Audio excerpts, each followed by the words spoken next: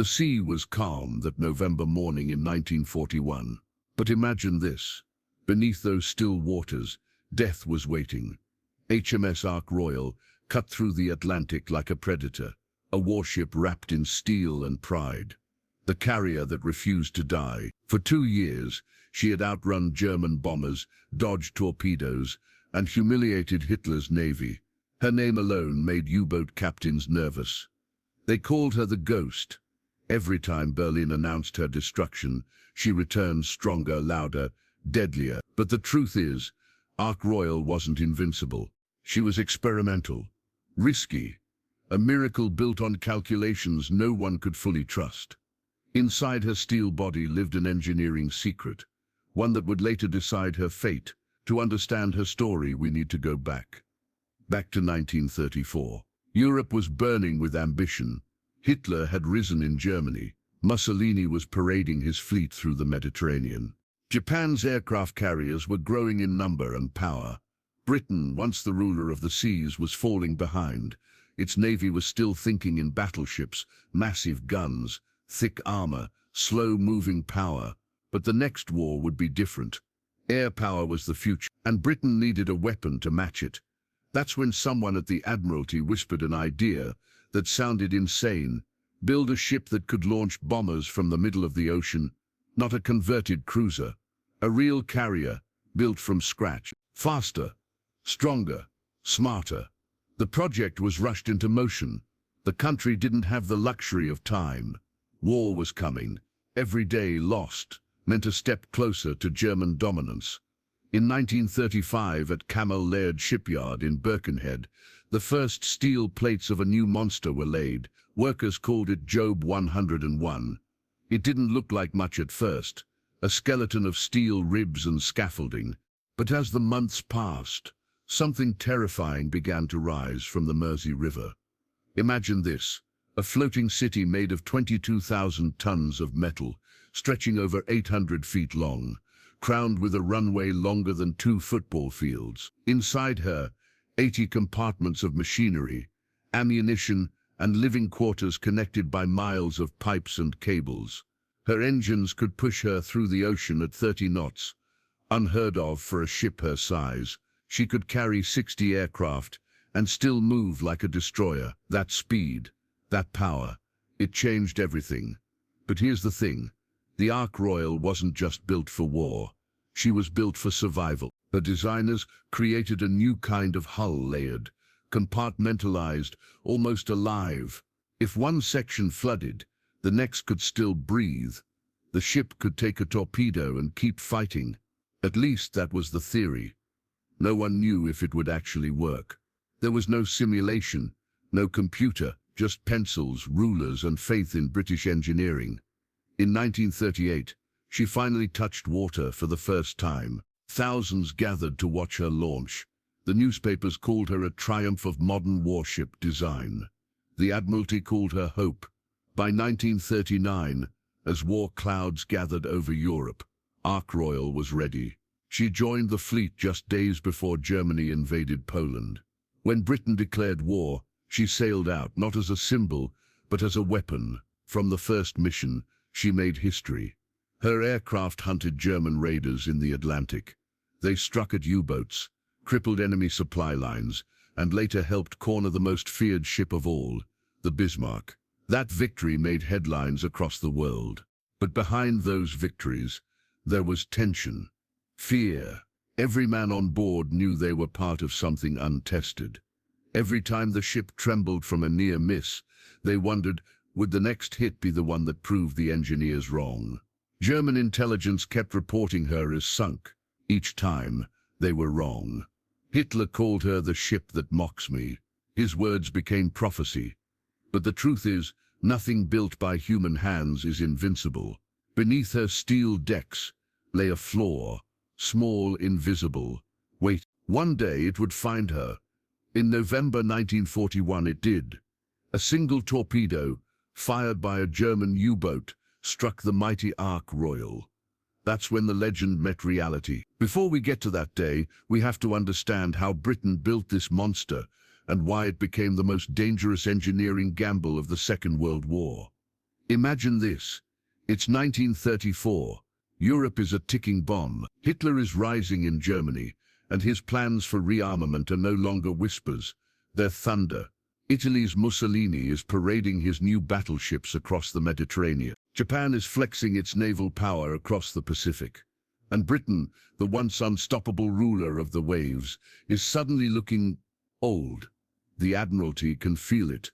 The Royal Navy's glory, built on wooden decks and steel dreadnoughts, is slipping away. The truth is, the next war won't be fought by battleships.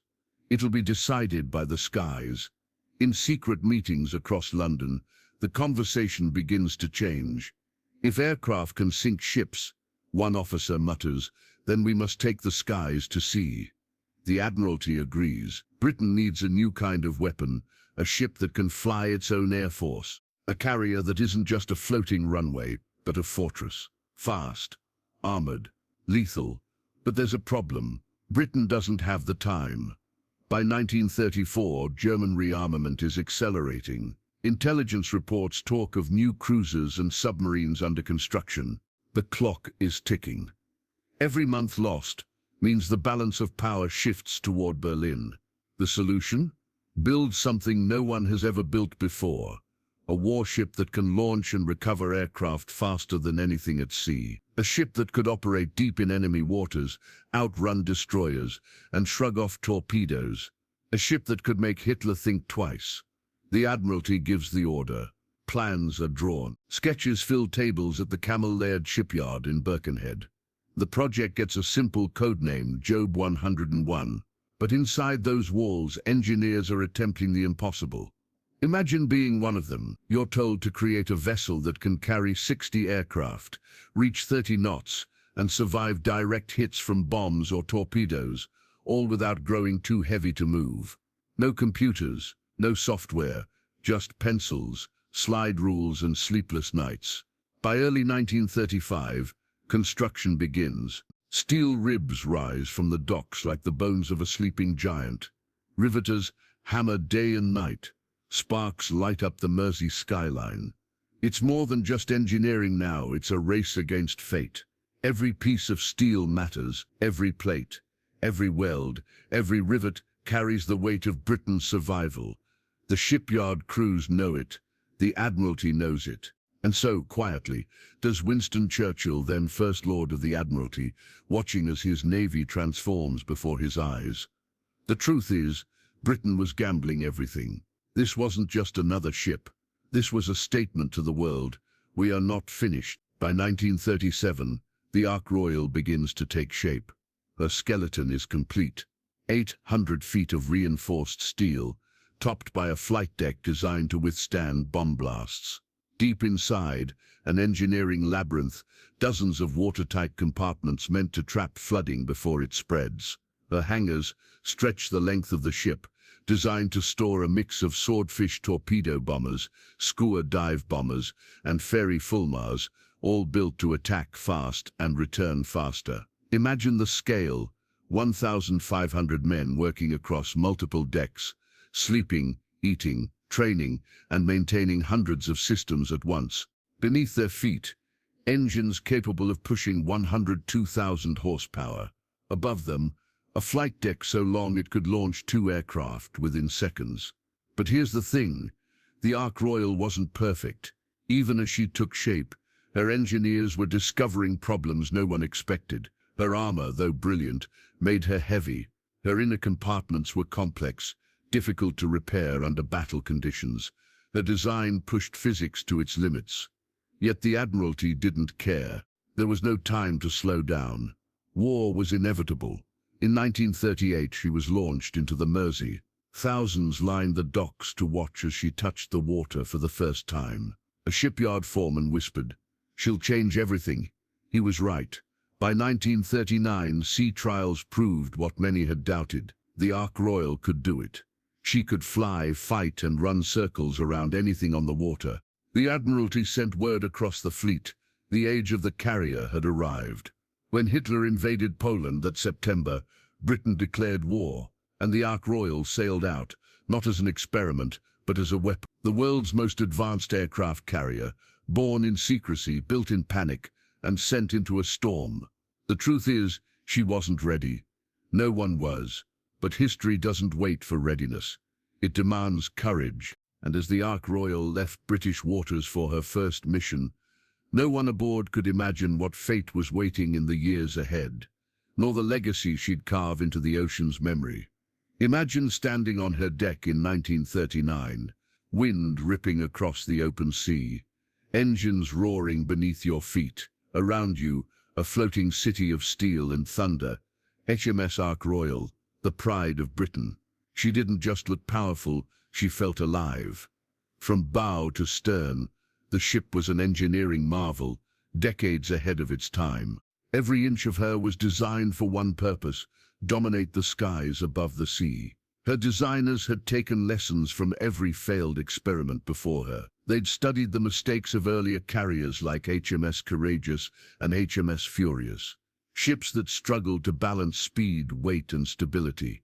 The truth is, those earlier ships were improvisations, converted from old hulls, but Ark Royal was different. She was purpose-built from the keel up, a true aircraft carrier. Her hull was 800 feet long and 94 feet wide, with a flight deck stretching farther than 2 football fields. Imagine watching aircraft line up nose to tail, swordfish bombers, fulmars, skuas, all waiting for the signal to launch. But the brilliance of Ark Royal wasn't just what you could see, it was what you couldn't. Beneath that deck lay a world of innovation that stunned even her builders. The Admiralty wanted a carrier that could take a beating and still fight back. That demand led to something radical, a double hangar design. 2 full levels for aircraft storage, one stacked above the other. No other British carrier had ever attempted it.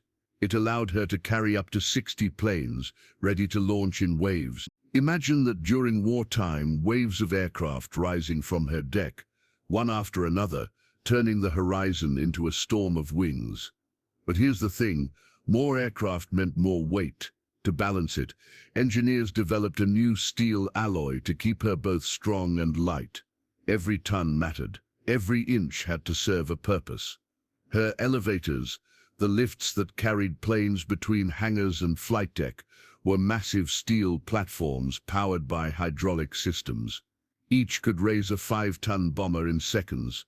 During training runs, sailors would time the process with stopwatches. Every second saved could mean lives spared in battle. Ark Royal also had something no other carrier possessed in 1939. A fully enclosed bridge, built for protection.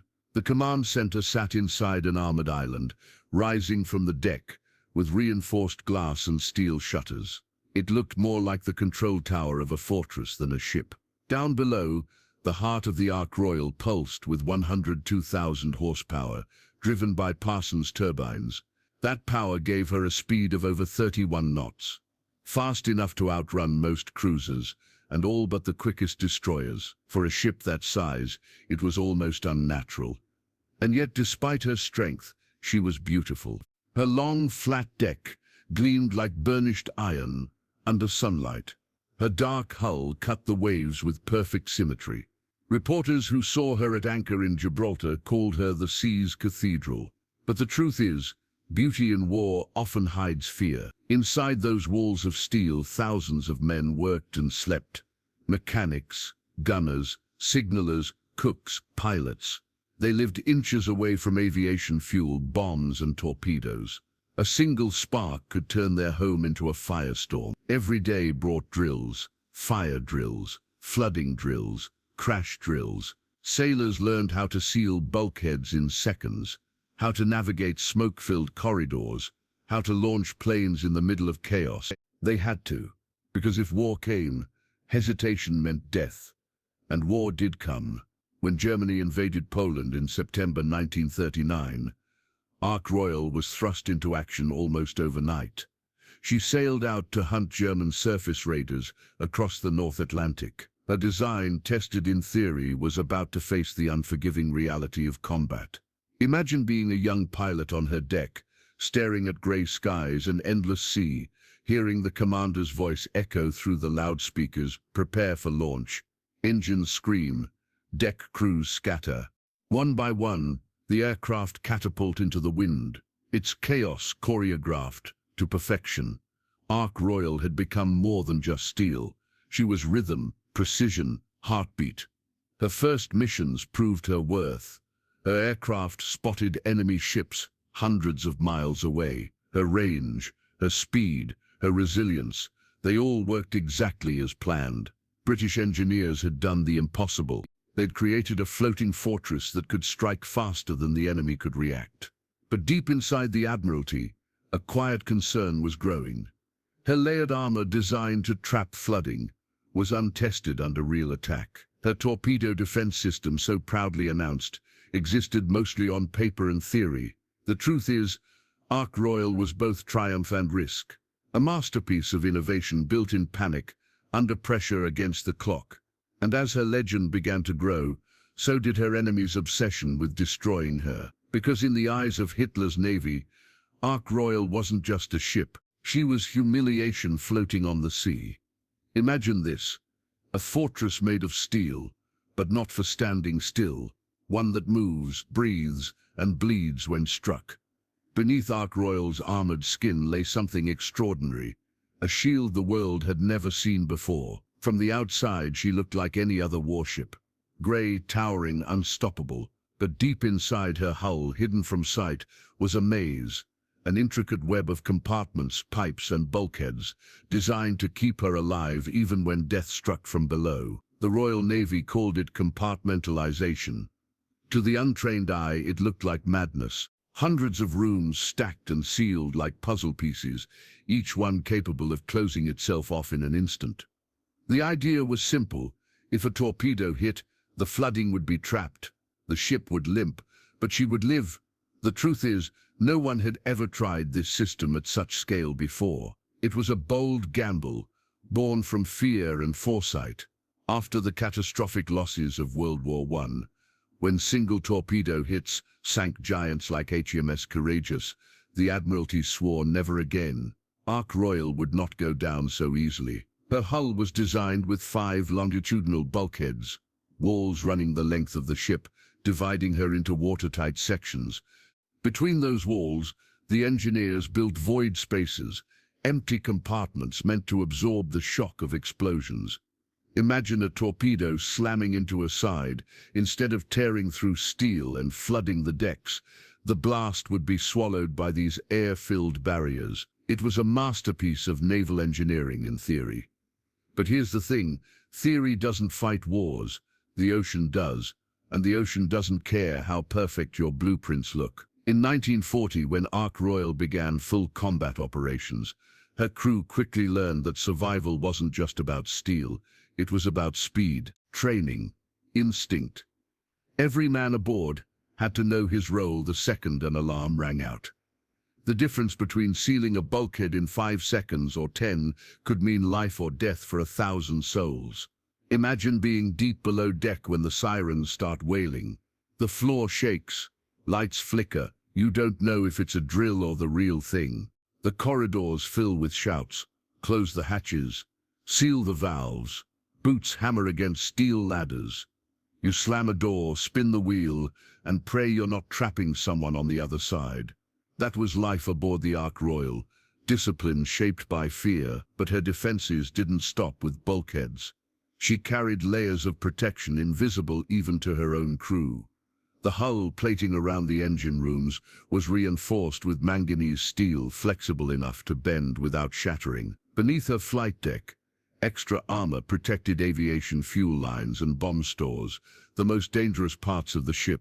Engineers also developed a drainage system that could reroute flooding away from vital machinery. Even if several compartments were breached, the Ark could, in theory, stay afloat long enough for rescue or repair. She was, by all accounts, unsinkable. That's what the newspapers called her. The ship Hitler can't kill. The phrase stuck. Sailors whispered it like a charm. They believed it.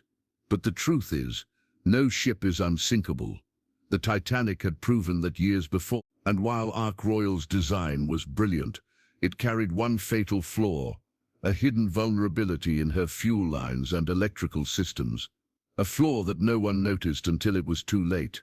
Still, in 1940 and 1941, she looked unstoppable. Her crew had faith in her armor, her structure, her engineering, and time after time, that faith was rewarded. In September 1940, off the coast of Gibraltar, German bombers swooped in to destroy her.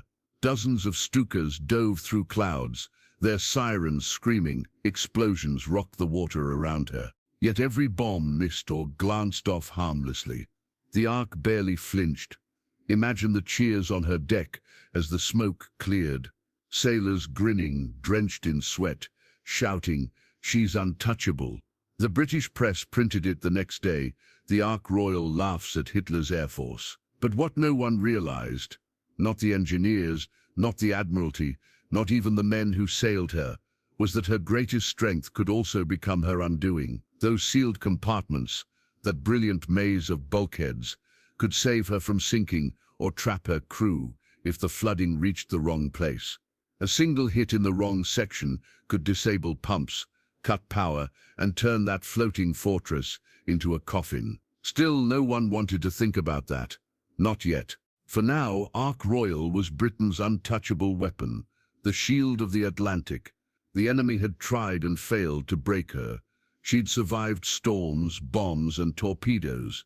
Each time she returned home, battered but proud, her legend grew. But legends have a way of hiding their weaknesses, and beneath her iron skin, that invisible shield was waiting to be tested, not by theory, not by drills, but by war itself. Imagine waking up every morning to the hum of engines instead of birds. The floor beneath you vibrates, the air tastes like salt and oil, and the only horizon you ever see is endless blue. That was life aboard the Ark Royal, a floating city built not for comfort but for war. She wasn't just a ship, she was a world. Nearly 1,600 men lived, ate and slept within her steel walls. Officers, engineers, cooks, gunners, pilots, each with a role so vital that one mistake could bring the entire fortress to its knees. The truth is, few ever realized how alive a ship like the Ark really was. Every pipe, every bolt, every heartbeat of her engines felt like a pulse running through a giant creature. Imagine the noise, planes roaring on the deck, machinery clanging below, steam hissing through vents. Somewhere deep down, the rhythmic thump of engines echoing like a heartbeat. There was no silence aboard the Ark Royal, only layers of sound, each one reminding you that the ship never truly slept. The crew called her the Beast, half in pride, half in exhaustion. Life on board followed a rhythm of duty, danger, and discipline. Men worked 16-hour shifts, fueled by black tea and adrenaline. The hangar decks were the lungs of this iron monster, filled with swordfish torpedo bombers and skua dive bombers. Each aircraft had its place, chained down tight against rough seas. Every inch of space counted and measured. But here's the thing. For all its might, the Ark was also fragile in the small human ways that war forgets. Imagine being 19, barely out of school, now responsible for fueling planes carrying death across the ocean. You're standing on a deck slick with oil, waves crashing, wind howling, and you're told not to make a single mistake, because one wrong spark could send the entire ship up in flames. The truth is, fear lived quietly aboard the Ark.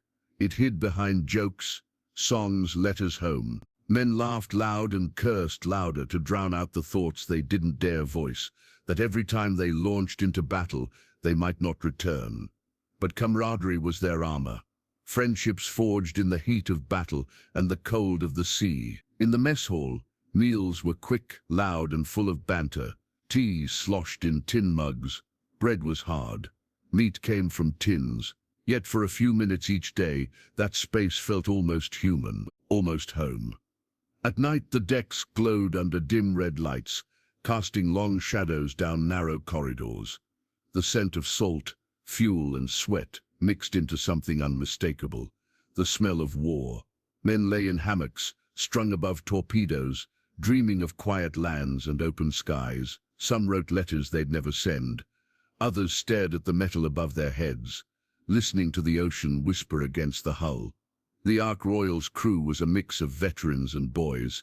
Some had seen the horrors of Dunkirk, others had never fired a gun in anger. Yet all of them shared one truth. The sea was both enemy and home. It could cradle them one moment and crush them the next. And above them the flight deck never rested.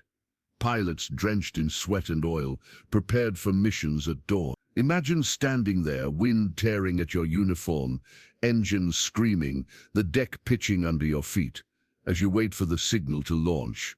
Below, the crew worked in near darkness, refueling and rearming planes in an endless cycle. Every operation was a dance between chaos and precision.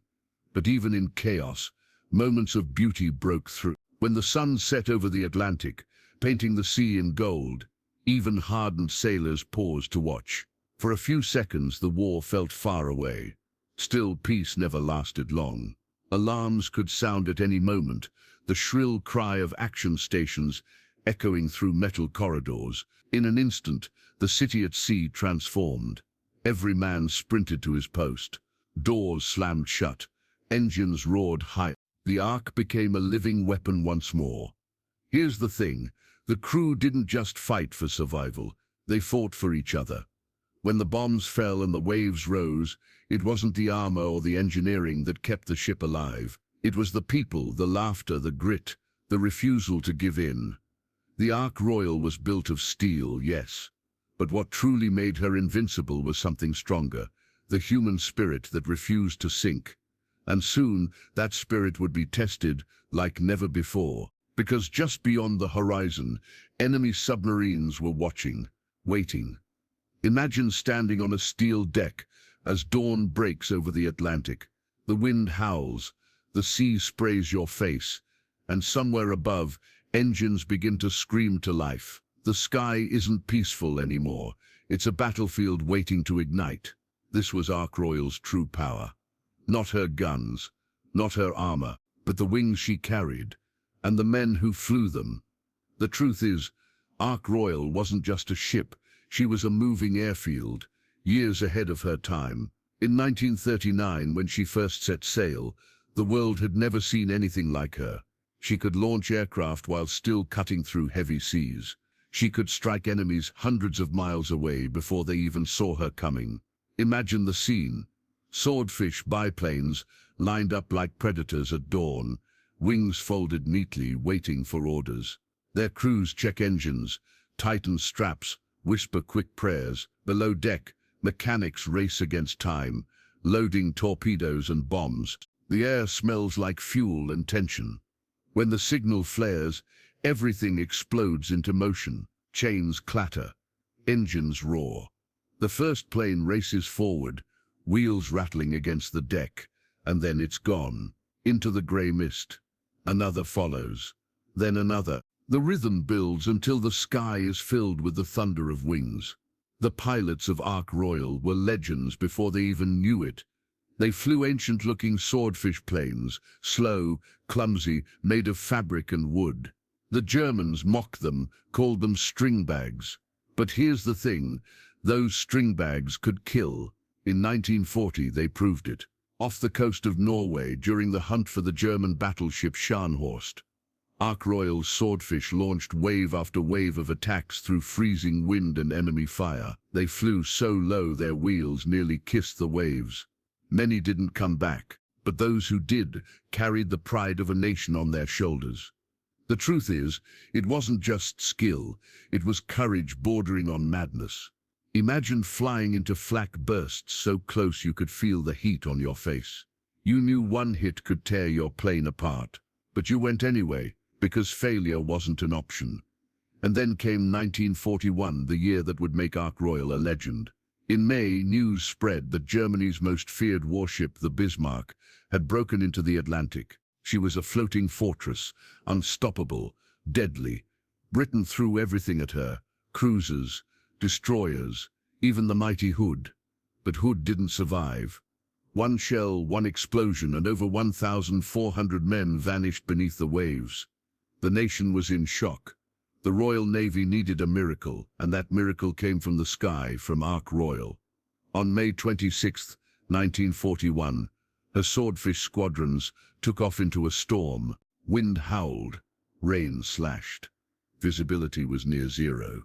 Yet they pressed on, searching for a monster in the dark. When they found Bismarck, she opened fire with everything she had. Massive guns throwing fire into the heavens. But the slow, steady swordfish kept coming. Imagine that, wooden planes flying straight into the jaws of hell. One torpedo found its mark. It struck Bismarck's rudder, jamming it hard to port. The great ship began to circle helplessly.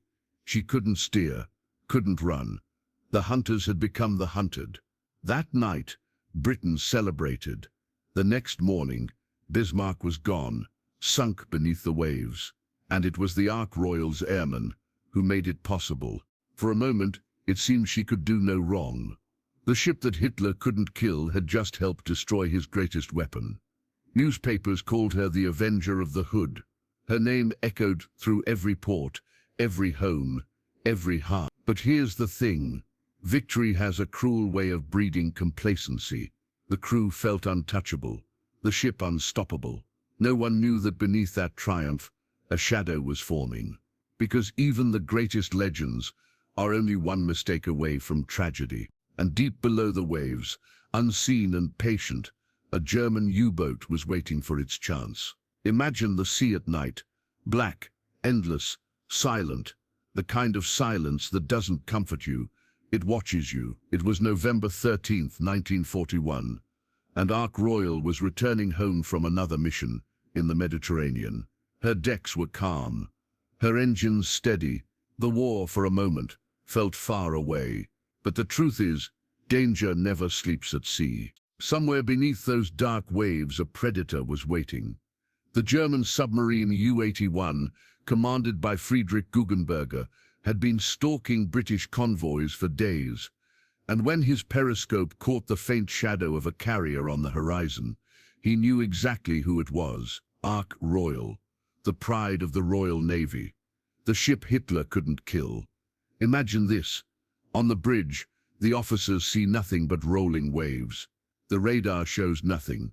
The sea is calm. But under that calm, a single torpedo is cutting silently through the water, aimed straight at her heart. It's 3:41 p.m. When it hits, a thunderclap of steel and fire rips through the hull. The entire ship lurches. Men are thrown from their feet. Lights flicker. Somewhere deep inside, the metal screams. Hit amidships. Someone shouts. Within seconds, alarms wail across the decks. Watertight doors slam shut. Crew members race to their stations. Smoke and oil fill the air. But here's the thing. No one panics. They've trained for this. They believe in the ship. They believe she can't die. The torpedo had struck just below the island, tearing into her hull near the fuel lines, the one weakness no one had ever truly fixed. Flooding starts instantly. Water rushes into the lower decks, dark and cold, swallowing everything in its path. Imagine being down there, knee-deep in rising water, clutching a flashlight that's starting to fail. The air smells like diesel and fear. You can hear the bulkheads groaning, metal bending.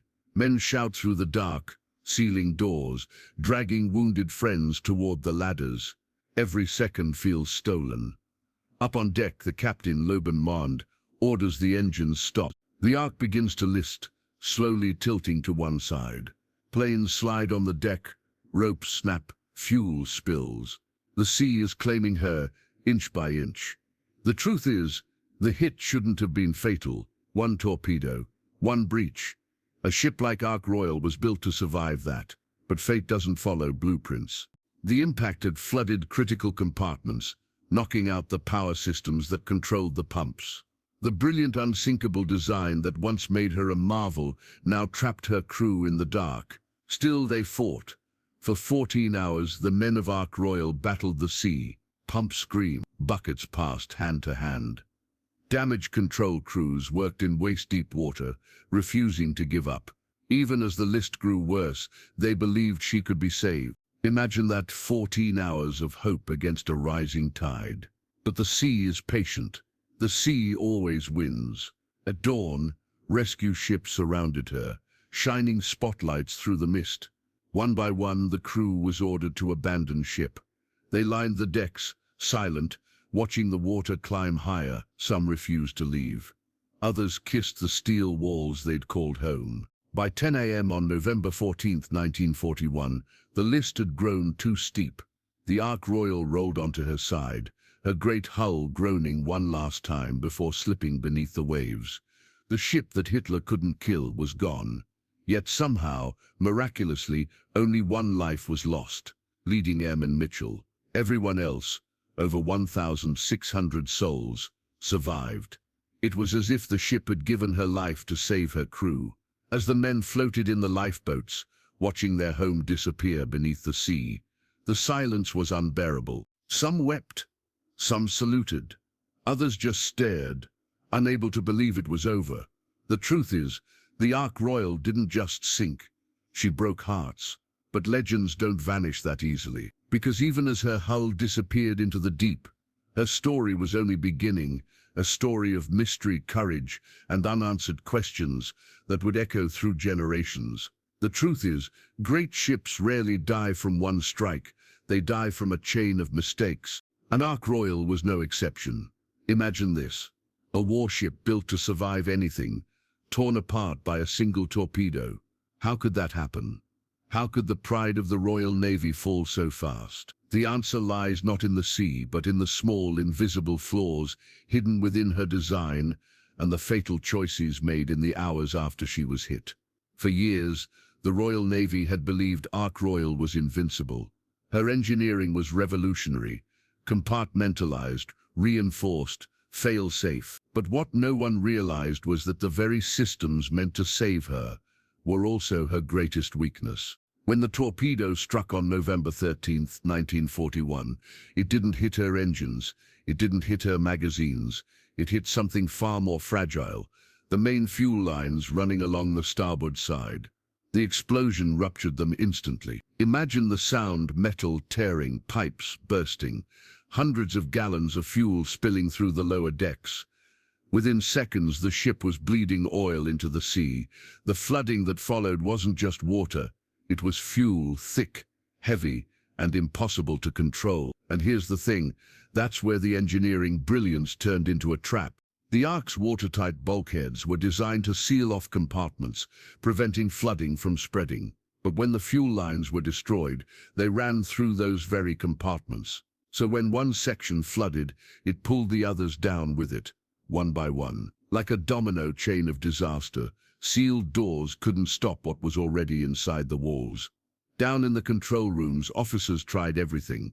Pumps roared to life, valves were turned, systems rerouted, but then darkness. The power failed. The backup generators were in flooded compartments. Without electricity, the pumps went silent. The ship began to tilt. Imagine standing in the engine room, ankle-deep in oil and seawater, watching the lights flicker and die. You hear the groans of bending steel, the muffled cries from above. The truth is, at that moment, they all knew the Ark was dying. But she didn't go quietly. Captain Mond and his men refused to abandon her. For 14 relentless hours, they fought the flooding by hand. Buckets, hoses, anything they could use. They even tried counter-flooding the opposite side to balance the ship. It worked for a while, but the Ark's internal systems were too damaged. Every fix led to another failure. There's another detail history almost forgot, and it's chilling. The torpedo had detonated just a few feet away from her aircraft fuel storage tanks. If that explosion had been slightly higher, it would have ignited the aviation fuel. Ark Royal wouldn't have sunk slowly, she would have gone up in flames, taking everyone with her. So, in a cruel twist, the same flaw that doomed her may also have saved her crew. When the Admiralty reviewed the disaster, they didn't blame her men, they blamed her design. Investigations revealed that her watertight doors weren't as watertight as believed. Some hadn't been fully sealed, others had warped under pressure. Her electrical systems weren't isolated enough to survive a single flood. Imagine learning that the very ship the world called unsinkable was betrayed by bolts, pipes, and human error. The truth is, the Ark Royal wasn't a failure of courage. It was a failure of overconfidence. Britain had built a masterpiece of engineering, but one that pushed the limits of what was possible. The sea, as always, found the weakness. In the years that followed, the Royal Navy learned from her loss. Future carriers like Illustrious and Formidable were redesigned with stronger internal protection, better fuel isolation, and improved power redundancy. Every change, every safety measure, carried the ghost of Ark Royal, but for those who served on her, no technical report could explain what they'd lost. She wasn't just a machine, she was their home, their pride, their legend. And legends, when they fall, don't fade quietly, they echo, because long after the sea closed over her hull, whispers of Ark Royal's ghost would haunt the sailors who lived to tell her story. Imagine the morning after, a grey November dawn over the Mediterranean. The sea looks calm, almost innocent, as if it hasn't just devoured a giant, but below that smooth surface, somewhere between Gibraltar and Algiers, the pride of Britain rests on her side, silent and broken. The Ark Royal was gone. It's hard to describe what that moment felt like for the men who watched her die. The truth is, it wasn't just a ship sinking, it was a piece of their identity being pulled under. For 14 hours they'd fought the sea. They'd bailed, patched, prayed. But now they sat in lifeboats, shivering and oil-soaked, staring at the empty spot on the horizon where their world had been. Some refused to speak. Others cursed. Many just stared, hollow-eyed, as if their minds couldn't catch up with what their hearts already knew. Imagine the sound, the creak of oars, the slap of waves, and somewhere far away, the soft hiss of bubbles rising from the deep. When the Ark finally rolled over, it was slow, almost graceful. The great carrier tilted, her deck slipping beneath the water as if bowing one last time to the sea. Men on nearby destroyers stood silent. No one cheered. No one spoke. They just watched, helpless, as the ship that had once defied Hitler disappeared into the deep. At 10:13 a.m. on November 14th, 1941, the sea swallowed her whole. Her flag was still flying when she went down. The rescue effort was a miracle in itself. Over 1,600 men survived. Only one, leading airman Mitchell, was lost. Imagine that. One life taken from a ship of thousands. It's as if the Ark Royal herself made a final choice to give everything so her men could live. Back in Britain, the news hit like a shockwave. Newspapers called it Britain's greatest loss at sea. Families wept. Admirals demanded answers. How could a single torpedo bring down the ship that had helped destroy the Bismarck? How could something so strong vanish so quickly? But beneath the grief was something deeper: disbelief. Many refused to accept it. Rumors spread that she might have been salvaged, or that she'd been scuttled to keep her secrets from the enemy. Some even claimed she still floated somewhere out there, hidden by the fog of war. The truth is, the Royal Navy had lost more than a ship. They'd lost a symbol. The Ark Royal had represented everything Britain believed about itself in 1941. Resilient, unbreakable, untouchable. Her loss cut deeper than steel. Imagine being a young pilot who'd flown from her decks, now grounded forever, or a mechanic who'd spent months in her belly, now staring at an empty dock. Every clang of shipyard metal must have sounded like an echo of her heartbeat. But grief has a strange way of turning into legend. Within weeks, the stories began. Tales of her bravery, her final fight, how even as she sank, her crew stood in formation, saluting. Some myth, but all born from love. And then there was the sea itself, as if it wanted to keep her story close. For decades, no one could find her. Divers searched. Sonar scans came back empty. The Mediterranean refused to give up her secret. It wasn't until 2002, 61 years later, that an expedition finally located her wreck, 2,500 feet below the surface. There she was, tilted to starboard, perfectly preserved, as if still sailing through the dark, her hull torn but proud, her name faintly visible on the side. Imagine seeing that image for the first time. The ship that haunted history still resting where she fell. For the men who once walked her decks, that moment was like seeing an old friend again. Many cried. Some saluted, others whispered, as if afraid to wake her. Because the truth is, legends never really die. They just sink into the deep, waiting to be remembered. Ark Royal wasn't just a warship. She was courage, ingenuity and sacrifice forged into steel. And even as the sea closed over her, she left behind something no torpedo could destroy. The unshakable belief that even when giants fall, their stories rise again. Imagine this, 6 decades after the war. A sonar screen lights up deep in the Mediterranean. A grainy outline appears, long and unmistakable. The shape is too perfect to be coincidence. A flat deck, a towering island. The whispers start. Could it be her? The year is 2002. Technology has finally caught up to legend, and what divers are about to find, 2,500 feet beneath the surface, will bring back ghosts the sea thought it had claimed forever. The truth is, when the Ark Royal sank in 1941, she didn't just vanish. She was erased by war, hidden under years of silence and salt. For decades, no one knew exactly where she rested. Records were incomplete, the coordinates vague. The ocean had swallowed her whole, as if protecting her secret. But legends have a way of calling out. Using side-scan sonar, a British expedition team began searching near Gibraltar. For days they found nothing but wreckage from other ships, forgotten hulls, twisted metal shadows of the past.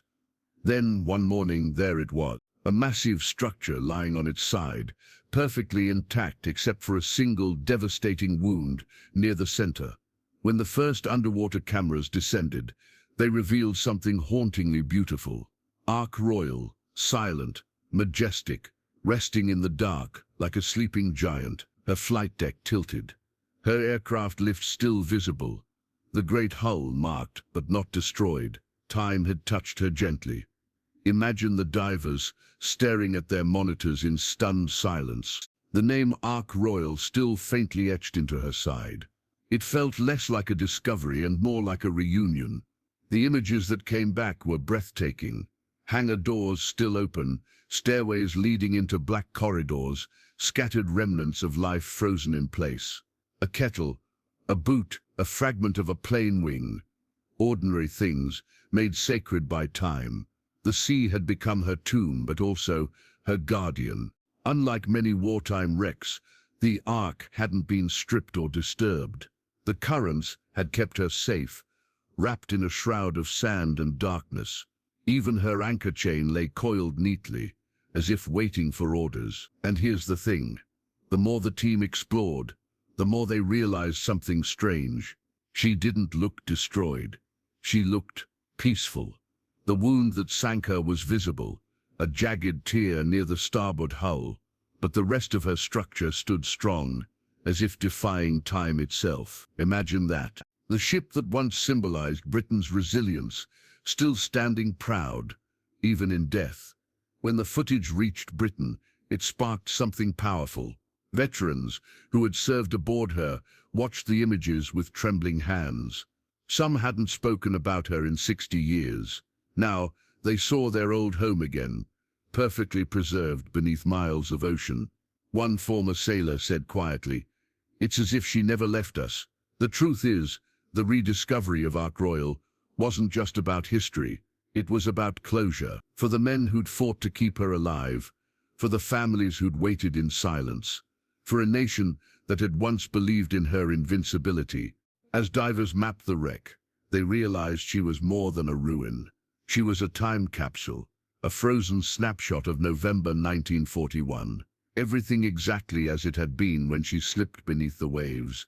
In those images, you could still feel her story, the courage, the chaos, the pride, the heartbreak. The British government later declared the wreck a protected war grave. No salvage, no disturbance. She would remain as she was, eternal, untouched and free from the noise of the world above. Imagine standing on the surface, staring out at the calm Mediterranean, knowing that 2,000 feet below, One of the greatest warships in history still sleeps, her decks covered in silt, her hallways filled with silence, her story still echoing through the water. The truth is, the Ark Royal may have sunk, but she never truly went away.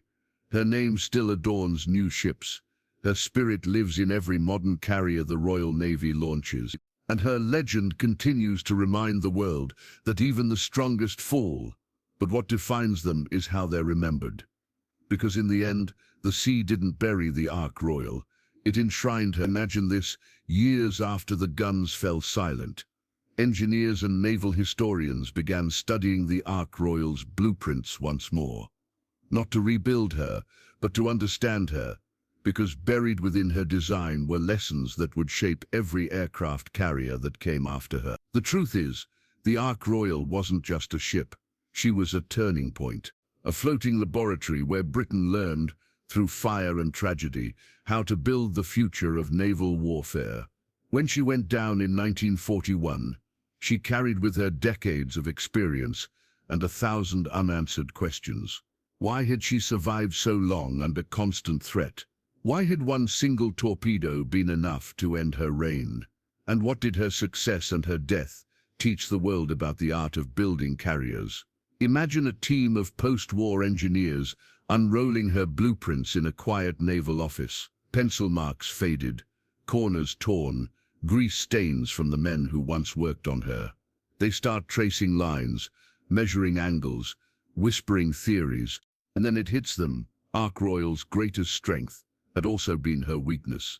Her design was revolutionary, a full-length flight deck, integrated hangars, and elevators that could lift aircraft in seconds. She was built for speed and efficiency, but her internal structure, like most early carriers, lacked the compartmentalized armor that later ships would perfect. One lucky hit from a German U-boat had pierced her fuel tanks, sealing her fate. The truth is, her sacrifice became the blueprint for evolution. Every carrier built after her, from HMS Illustrious to the modern Queen Elizabeth class, carries echoes of the Ark Royal's lessons. Stronger bulkheads, smarter fuel systems, reinforced decks. Her loss forced the Royal Navy to think differently, to design ships that could take damage and keep fighting. Imagine standing inside a modern carrier today. Steel walls, armored decks, advanced radar humming through the air, and knowing that every bolt, every design choice, every system owes something to the ship that sank in 1941. Her story became more than history. It became engineering philosophy. Here's the thing, war doesn't just destroy, it teaches. The Ark Royal taught Britain that innovation comes at a cost, but the lessons carved from that cost last for generations. She showed the world that courage and technology must evolve together, that even the mightiest machine needs constant reinvention. And she reminded her builders that behind every great ship lies something more powerful than steel, the will to adapt. So when you hear the name Ark Royal today, know this. It isn't just a relic from the past. It's a legacy written in rivets and saltwater. A ship that fell but rose again in every design that followed. Imagine the sea above her, calm, endless blue, while beneath it rests not just wreckage but wisdom. Lessons forged in steel, sealed in silence, waiting for those who still dare to look back and learn. Because the truth is, the Ark Royal never stopped teaching. She just changed. Imagine this. The sea is calm. No battles, no roaring engines, just silence stretching endlessly across the waves. Somewhere beneath that silence lies the Ark Royal, the ship Hitler couldn't kill. The pride of Britain, the legend that still whispers through history. The truth is, some ships never die. Their steel may rust, their decks may crumble, but their stories, those live forever. Ark Royal wasn't just a warship. She was a symbol of defiance, of courage, of what it means to stand tall even when the world is on fire. In 1939, she carried the hope of an empire. In 1941, she carried the scars of a nation learning how to fight smarter. Every man who walked her decks knew they were part of something greater, something that would outlast them. And they were right. Imagine standing on her flight deck back then, the wind slicing through the air, the sky filled with the thunder of engines, the crew shouting orders, the smell of oil, sea, and adrenaline. Each mission was a heartbeat, each takeoff a promise, and each return a victory snatched from death. The truth is, what made Ark Royal extraordinary wasn't her steel or her speed. It was the spirit she carried. The unshakable belief that even in chaos, order could be built, that even in fear there was courage. When she went down, she didn't sink into oblivion. She became a legend, a reminder that innovation, bravery, and sacrifice are the foundations of progress. Her wreck, resting quietly in the depths, isn't a grave, it's a monument, a silent teacher reminding us that the price of greatness is never comfort, it's courage, risk, and vision. Every generation of engineers, sailors, and dreamers who came after her inherited that truth. They studied her triumphs, they learned from her flaws, they rebuilt what she once represented. Strength through innovation. And today, as modern carriers cut through the oceans, massive, unstoppable, armed with technology that would have seemed like science fiction in 1939, you can still feel her presence. Her DNA lives in every deck plate, every aircraft elevator, every launch and landing, because the truth is, the Ark Royal never left. She evolved. Her spirit became part of something timeless, humanity's relentless drive to master the impossible. So when we talk about the secrets behind this hidden engineering beast, we're not just uncovering blueprints, we're uncovering the story of endurance, of lessons learned the hard way, of the men who built, fought, and fell with her, and of the generations who refused to let her be forgotten. Imagine that. A ship that defied Hitler, a ship that defied time. And even now, as waves roll over her resting place, the Ark Royal still commands the sea, not with guns or aircraft, but with memory, respect, and legacy. Because legends don't sink. They rise again and again every time we tell their story. If the story of the Ark Royal moved you, don't let it end here. Imagine how many more forgotten legends are waiting to surface from the depths of history. The truth is, every ship, every battle, every innovation hides a human story, one that shaped the world we live in today. So if you believe these stories deserve to be heard, subscribe now.